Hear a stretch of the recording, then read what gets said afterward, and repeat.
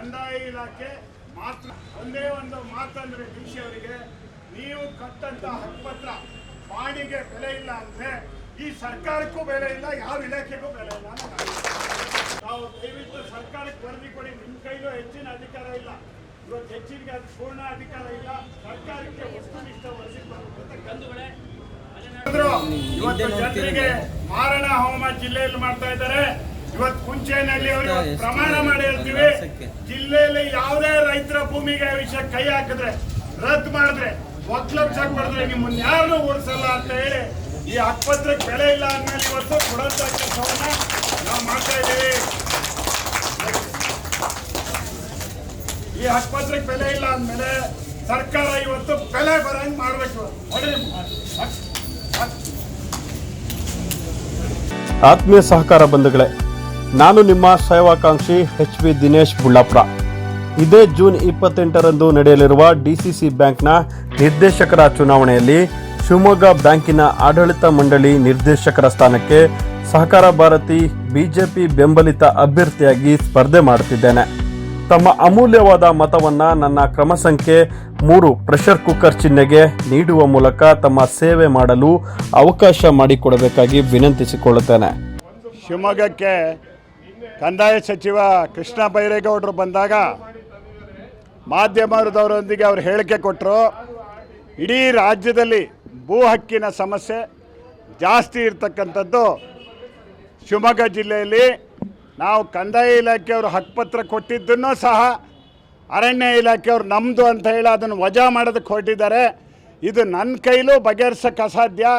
ರಾಜ್ಯದ ಉನ್ನತ ಮಟ್ಟದಲ್ಲಿ ಮುಖ್ಯಮಂತ್ರಿಗಳು ಅವರೆಲ್ಲ ಈ ಸಮಸ್ಯೆಯನ್ನು ಬಗೆಹರಿಸಬೇಕು ಅಂತ ಹೇಳಿ ಕೃಷ್ಣ ಬೈರೇಗೌಡರು ಹೇಳಿದ್ರು. ಕೃಷ್ಣ ಬೈರೇಗೌಡರು ಹೇಳಿ ಅವ್ರ ಹೇಳಿಕೆ ಎಲ್ಲಿವರೆಗೆ ಹೋಯ್ತು ಅಂದರೆ ತುಂಗಾ ನದಿಲಿ ತೇಲೋಗ್ಬಿಡ್ತು. ಇವತ್ತು ಕಂದಾಯ ಸಚಿವನಾಗಿ ಇಡೀ ರಾಜ್ಯದಲ್ಲೇ ಕಂದಾಯ ಭೂಮಿ ಸಮಸ್ಯೆ ದೊಡ್ಡದಿದ್ದಾಗ ಶಿವಮೊಗ್ಗದಲ್ಲಿದೆ ಅಂತ ತಾನೇ ಹೇಳಿದಾಗ ಮುಖ್ಯಮಂತ್ರಿಗಳ ಗಮನಕ್ಕೆ ತರಬೇಕಾಗಿತ್ತು ಕಂದಾಯ ಇಲಾಖೆ ಸಚಿವರು.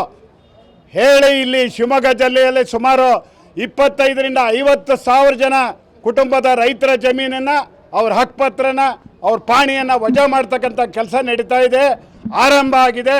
ರಾಜ್ಯ ಮಟ್ಟದಲ್ಲಿ ಸಭೆ ಸೇರಿ ಇವತ್ತು ಮುಖ್ಯಮಂತ್ರಿಗಳು ಇದ್ರ ಬಗ್ಗೆ ತೀರ್ಮಾನ ಮಾಡಿ ಹಕ್ಕುಪತ್ರ ಪಡೆದಿರೋಂಥ ರೈತರು, ನಮ್ಮ ಪಾಣಿ ಪಡೆದಂಥ ರೈತರಿಗೆ ಯಾವುದೇ ರೀತಿ ಬಾಧಕ ಆಗಬಾರ್ದು. ಸಾಗುವಳಿ ಮಾಡೋರಿಗೆ ಕಾನೂನಿನ ಪ್ರಕಾರನೇ ಸರ್ಕಾರ ಅವ್ರಿಗೆ ಜಮೀನು ಕೊಟ್ಟಿರೋದು ಅನ್ನೋದನ್ನು ಹೇಳಬೇಕಾಗಿತ್ತು.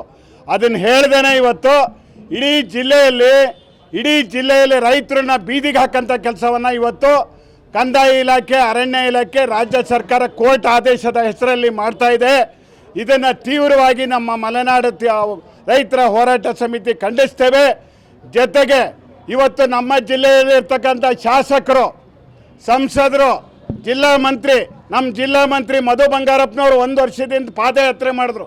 ಶರಾವತಿ ಮುಳುಗಡೆ ಅವ್ರ ಸಮಸ್ಯೆ ಬಗೆಹರಿಸಬೇಕು, ರೈತರ ಸಮಸ್ಯೆ ಬಗೆಹರಿಸಬೇಕು ಅಂತ ಹೇಳಿ ಪಾದಯಾತ್ರೆ ಮಾಡಿದ್ರು.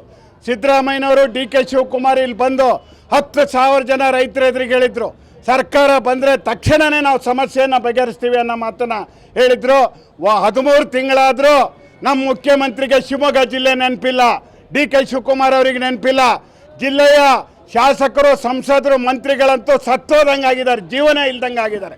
ಅದಕ್ಕೋಸ್ಕರ ಇವತ್ತು ತಕ್ಷಣವೇ ಈ ಸಮಸ್ಯೆಯನ್ನು ಬಗೆಹರಿಸಬೇಕು. ಇವತ್ತು ಕುಂಚೇನಹಳ್ಳಿಯ ರೈತರು, ಎಲ್ಲ ದಲಿತ ರೈತರು, SC ST ಉದ್ಧಾರ ಮಾಡ್ತೀವಿ ಅಂತ ಸರ್ಕಾರ ಹೇಳ್ತಾರೆ. 50 ವರ್ಷದಿಂದ ಸಾಗುವಳಿ ಮಾಡಿರೋ 110 ಕುಟುಂಬದ ರೈತರ ಹಕ್ಕುಪತ್ರವನ್ನು ವಜಾ ಮಾಡಿದ್ದಾರೆ AC ಅವರು. DCಗೆ ಅಪೀಲ್ ಹಾಕಿದ್ದಾರೆ. DC ಮತ್ತು ಉಸ್ತುವಾರಿ ಸಚಿವರನ್ನ ಎದುರ ಬದ್ರ ಕೇಳಿದ್ರೆ ನಮ್ಮ ಮನವಿಯನ್ನು ಕೇಳಬೇಕು, ನಮ್ಮ ಅಪೀಲ್ ಪ್ರಕಾರ ರೈತರ ಪರವಾಗಿ ತೀರ್ಮಾನ ತಗೋಬೇಕು ಅಂದರೆ ಕೋರ್ಟ್ ಆದೇಶ ಮಾಡಬೇಕು ಅಂತಾರೆ.